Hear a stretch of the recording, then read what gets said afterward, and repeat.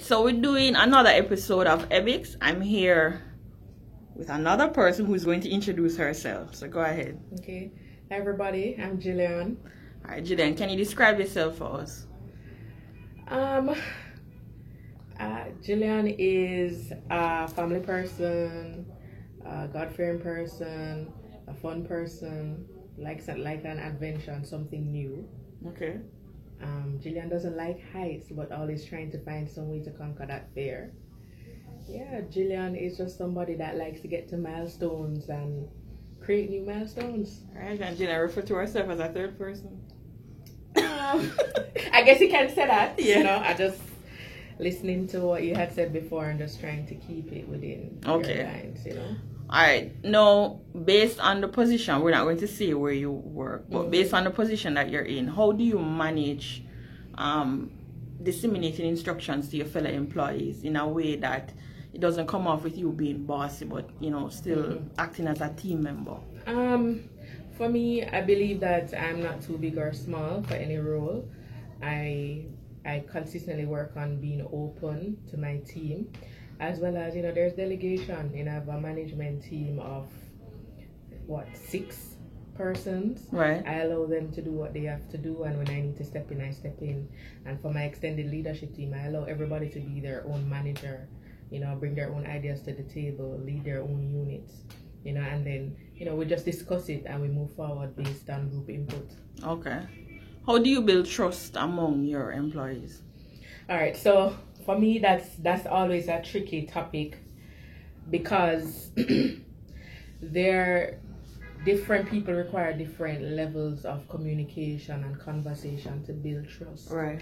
And it depends on sometimes where somebody is in their life and what opening they give to you in order for you to start having that conversation. Right. I try my best to be as transparent as I can be.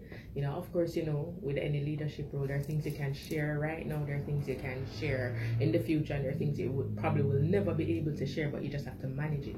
Right. So, you know, try my best to be as transparent as possible and as open and as flexible as I can be. Okay. And to try and build fun. Like this year is all about, our job is hard, right? What makes it hard though? It in is your hard. position. What makes it hard is sometimes striking the balance between everything, you know, between what is required right from the company and how to get it done within the team so that it doesn't seem like it's still too much, you know. And also to help people feel happy and moving in service excellence in a way that they couldn't even imagine for themselves. So striking the balance between all of that, you know, making the job easier. Right. You know, for me, you know, it can be, sometimes it's a struggle. Okay.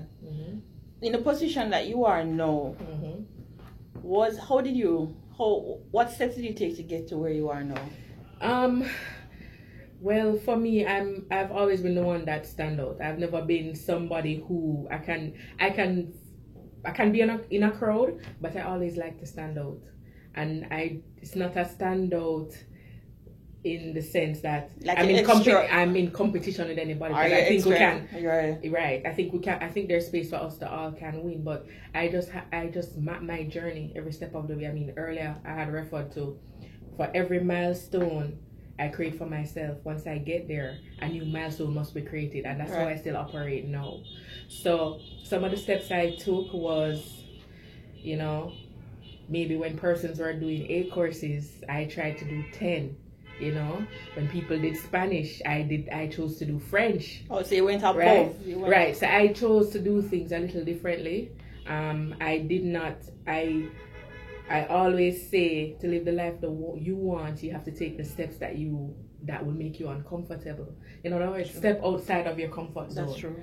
For me, and that's why I keep setting different milestones. When I get there, I want a new milestone. Because once it gets comfortable, it's boring to me. Right. Right?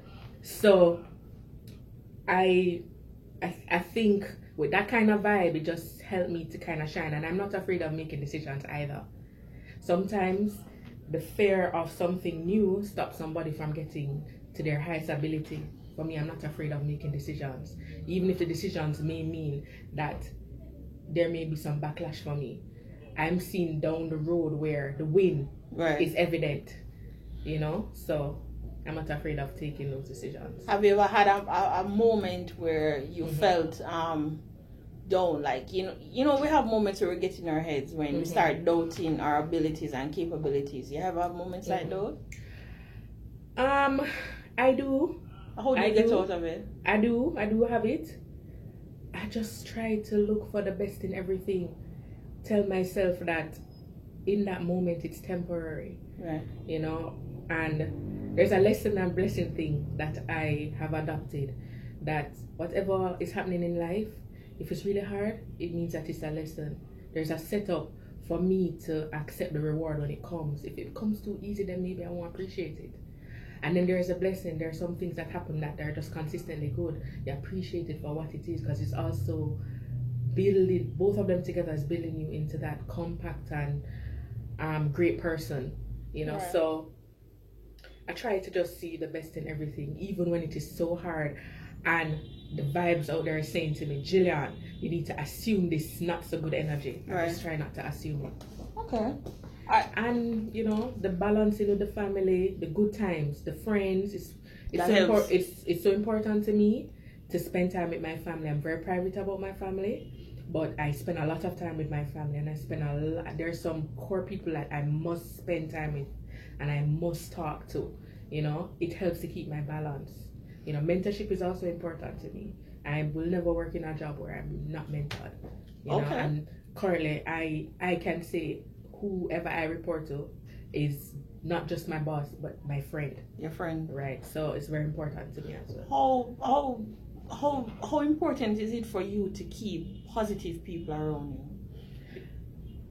Do you think it's super important? Because persons will keep friends. It doesn't matter if they're positive or negative, but they will keep friends. But how important is it for you to have positive people around you? Very, very important. To be real, we have levels of friendship. Right. We have levels of friendship. And sometimes we have levels of friendship because, you know, people may not necessarily be in the mood of, you know, trying to make somebody feel bad about who they are. Right? We want to encourage somebody to be who they are, but also we have to be honest to ourselves to know that who you are, maybe it's not for me. Right? So it might just have to be an associate. I talk to you when I see you.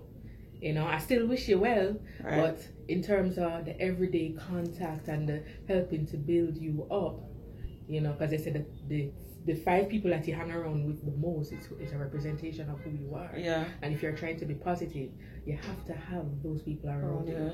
So for me, it is absolutely important to have positive people around me. And sometimes having positive people around you means that those positive people may have their days. You have to be that light of positivity for them. True. Right? I have some very real friends and some real conversations. I'm not afraid of the call out. Jillian, you did this.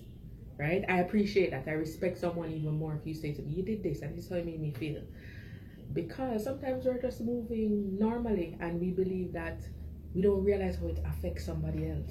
That's true. Right? And for someone else to say to you, this is how you made me feel, it makes you take a step back and say, you know what? Maybe I could become a better person in this regard if I just, you know, adjust a bit. And adjust in the sense that you're growing for something that you can apply to your life, right. You know, for the rest of your life. Because I mean, we're always growing and we're always learning and we'll always learn until we die. True. And we should share knowledge as well. And we should share knowledge. A lot of persons don't understand that. Yeah. Knowledge is not something you hoard, it's something you share. Yeah, I can tell you.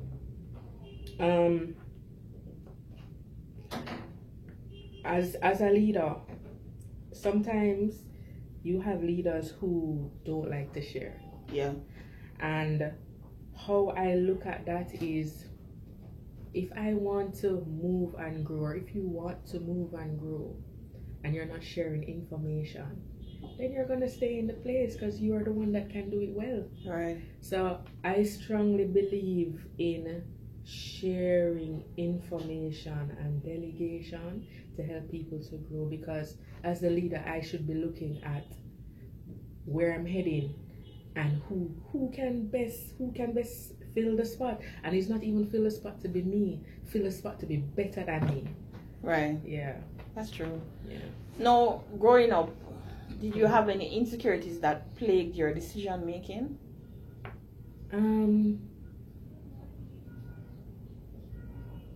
I think I always had a fear of failure, and maybe that's why I assumed more. I assumed more and kept myself so busy. I mean, I did everything I could think of. Once it was something new, I was interested, and it's something I maintained within myself. You know, I think that was primarily it. Just a failure? Yeah, fear of failing. You know, I like to win. I'm extremely competitive. Well, I know that. Right? I know that. I'm extremely competitive, but I also like to be wide-read, just to keep my horizons broad as well. Mm-hmm. So I think the fear of failure kind of pushed me to just be about everything, stay current. Right. Yeah. So no other insecurity? I can't think of. There was nothing that happened that was like a turning point for you to decide. All right, I spoke to somebody. Over the weekend. We were talking about Jesus. We were talking about being in a job that you're probably not so proud of. So you don't go out with your friends because you don't feel like you're in the same space as them. And somebody had responded and said that they had a friend. It was her wedding, and her friend told her, it was her best friend. Her best friend said, "I'm not inviting you to the wedding," because at the time she was a customer service rep. And she said, "I'm not inviting you to the wedding because somebody at the wedding might ask you what you do, and you're going to tell them." Right. And she didn't want that conversation to happen at her wedding, so she wasn't invited. So that was a turning point for her. She said from there on, everything she did, she tried to do better and be better, and she has accomplished things now because of that turning point. I mean, not everybody have awful people like that. No. To be honest, I was grown to accept people where they are, and I was also grown to do so much community service. Yeah. I valued myself for myself, and I accepted people for where they are, and if it is that I could make their lives better, then I'll do that. But I can't say I have experienced that. I can't say. No. You know, one of the things my mom used to say to me growing up, every morning before we leave the house, she used to pump me and my brother up. "You're number one. Go out there and win. You're starting to shine." And even when we're sad, she reminded us of who we are, you know? So even now, I have that relationship with my brother, you know, where you're older, he's older. No, he's the older. I'm the baby. Okay. And the cuter one, of course. But we have that relationship that we pump up each other. If the day's not good, I say, "Bro, day is not good." And, you know, he gives me that call and I feel so pumped. So because she grew up with this positive vibe, you guys end up being positive. Right, and it's not to say that we don't have down days. Yeah. But I think because she grew up like that, we're not built to complain. Okay. So if we have an issue, okay, what's your issue? How do we get over it? That is how she handled it. That's how my father handled it. Our father handled it. So it's very hard for me to complain about something, even in the job. When I have a challenge and I need to go to my superiors, I say, "This is what my challenge is, and this is what I think we can do." That's always my approach. You have a solution to the problem. I realize they ask me back to what's the solution. Even with my team, if they're saying to me what the challenges are, I'm saying to you, "Okay, I mean, you can attest it. How do we solve it? What do you propose we do?" Or I'm going to say, "Okay, I'm looking into it based on what you are saying." Right? That has been my approach. So I haven't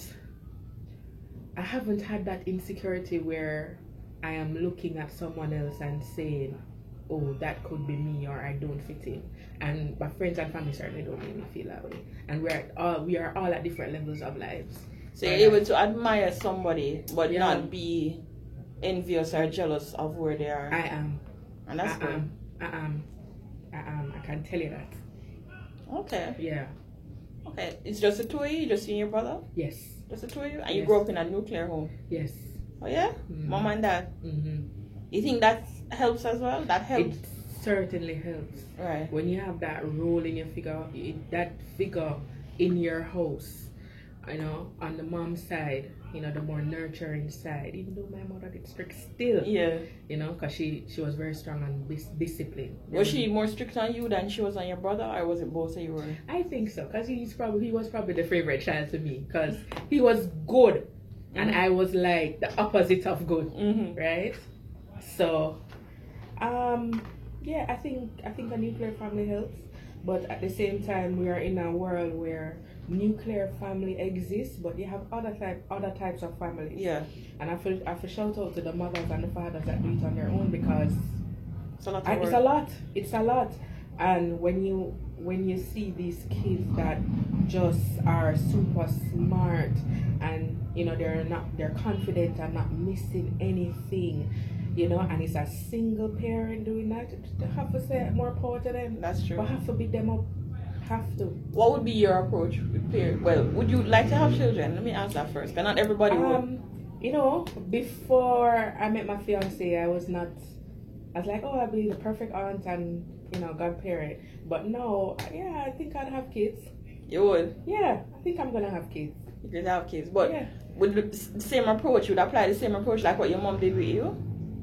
Some aspects. What would you do? Because I did get a lot of beating, right? And because I was just a curious child, and curious beyond the limits that was set.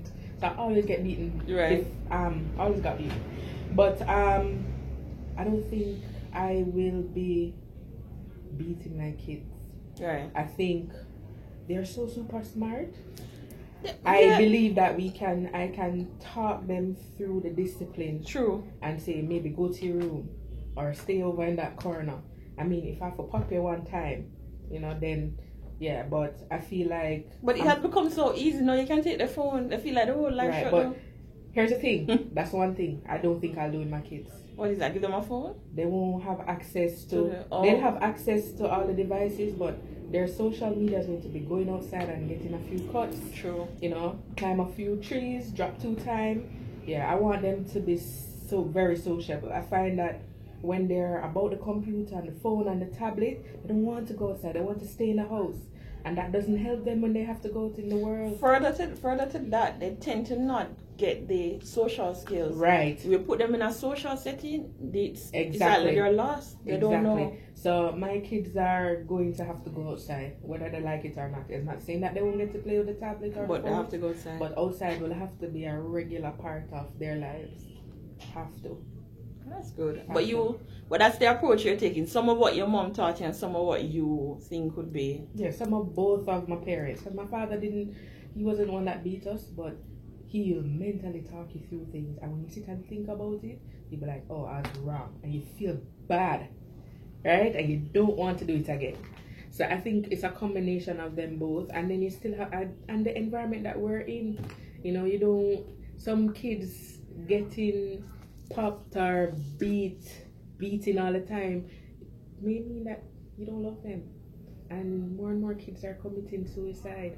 True. Right? Well, we never and used to have that. away and getting themselves in human trafficking. That's true. And when you look at the issues, like I was watching something on TLC, and it was about these girls and kids that run away from home and got themselves caught up in human trafficking and drugs.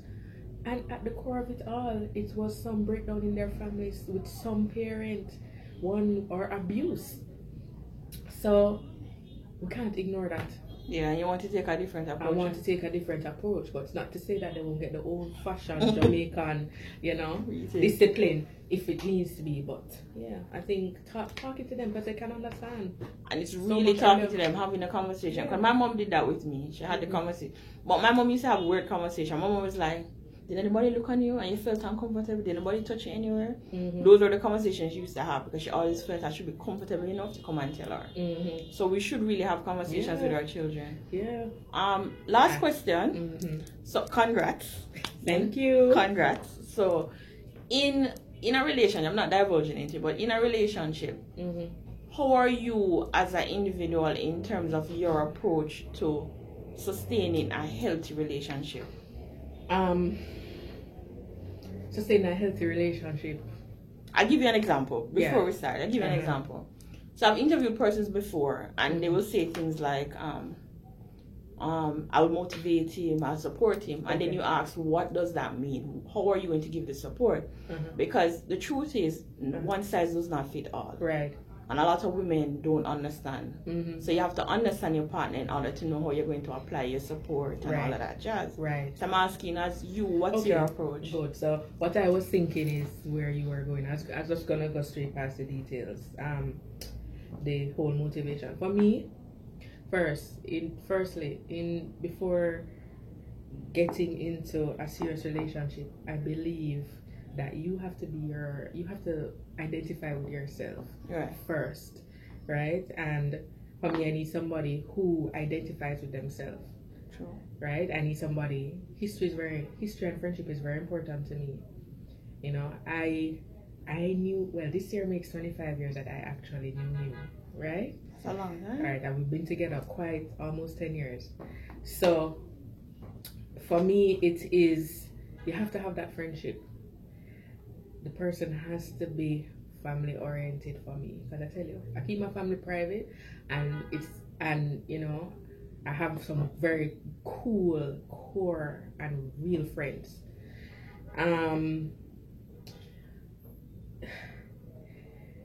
We're both self-motivated, right? But still, sometimes I have to know when to step back and allow him to do 80% and I take the 20, and vice versa. Right. Right? We allow each other to be each other, right? And we're strength for each other. You know, I think that's healthy. Conversation and laughter is so very important. He makes me laugh from morning till night, right? And I try my best to. Yeah. Because sometimes I can be serious, but he is a very strong people person, Right. and you know, he likes to make people laugh. You know, laughter is very important. You know, when the looks fade, you know, when all is not working, True. right? Having conversation and be able to laugh will be so much more magical, you know. Is there anything else? Well, we talk a lot. I mean, we spoke about conversation. We talk a lot about how we feel to each other, you know, in terms of, this is how my day went, this is what happened, what do you think about this? You know, feedback is very important. I was going to ask you that. Are you able to, because sometimes when our partners are saying things that they are uncomfortable with about you, it's difficult for us to separate our emotion from what they're saying. Are you able to do that? Can I tell you? So we've adopted this thing. When we realized it was becoming difficult to talk to each other about things that we really need to address with each other, we said, oh, you know what? I need my best friend right now. Best friend right now. So that's saying, you know what? I don't want you to get emotional about it. We talking as friends. And we just say it. We just say it until it just becomes natural now. And it helps. It helps. It really does help. It You helps. can step aside and, you know, I'm saying, oh, you know, you don't know, this is what happened. And I say, you don't know, this is what happened. Right. You know, and we talk about it. And it's not all the time we agree. But we agree that we had adequate conversation to agree and disagree, but still move on. Sure. You get what I'm saying? Yeah, I get what you're saying. Right. So, yeah. Feedback is always important. Oh, that's good. Always. This is the last. That's fine. That's the fine. last question. What are your top 5 things that you? Well, I mean, you find your partner, but what would have been the top 5 things that you have had that's important for you in your partner? Friendship. In terms of priority. Friendship. That's number 1. The person must be an individual. You know, so you have to be individual. You have to have your own dreams. Right. You know, I always say to him, you know, maybe what do you want to do? You should undertake it for you, not even about me, right? Because if you're best for yourself, then the best will come over. It spill over, right? Right? You know, so it's very important that my partner can stand alone without me, right? And I'm not trying to take myself out of the picture, right? But individuality is important, right? So individual understanding themselves is important. I don't even know if this is in any order though. Love, somebody who just love life. You know, I tell you, adventurous. I'm very adventurous. You know, my job is hard, and I have to strike that balance. And if I don't live the life I love, right, as well, or side by side, there will be no balance for me. Right. How much is that for? Yeah, that's for one more. And stability. Stability is very important. That's good. Stability comes in so many forms. Stability with self, stability financially.